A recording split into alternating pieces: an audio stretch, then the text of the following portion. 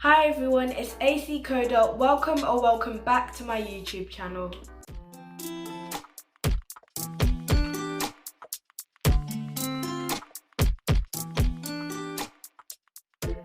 In today's video, I'm going to be doing the Microbit Inventors Kit Project 5.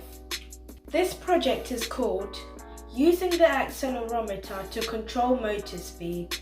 The aims of the experiment are to understand how the accelerometer works and how to interpret and use its readings, and to use the accelerometer and PWM to control the speed of the fan motor by tilting the microbit. Now I'm going to start making my circuit.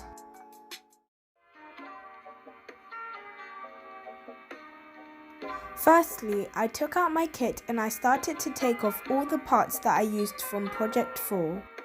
Even though I'd be making the same circuit but just using a different piece of code, I wanted to make sure that everything was lined up properly. So I did the circuit again. I took my Microbit Inventors Kit tutorial booklet. I went to go and have a look at the circuit so that I made sure I lined up everything properly. I started off by getting my 3 jumper wires and connecting them from my breadboard to my edge connector board. After this, I put on my transistor, resistor, terminal connector, motor and fan blade. After I made sure everything was lined up properly, this is what my circuit looked like.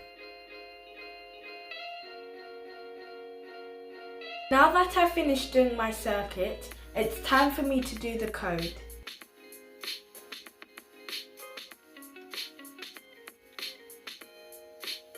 Just like usual, I did my code on the Microbit MakeCode editor. In my program, I used the blocks, basic, input, math and pins. After this, I took out my USB cable so that I could download my code onto my Microbit. I downloaded my code onto my Microbit and then I slotted my Microbit into my edge connector board. After this, I connected my battery pack to my Microbit. I was very happy that my code was running smoothly.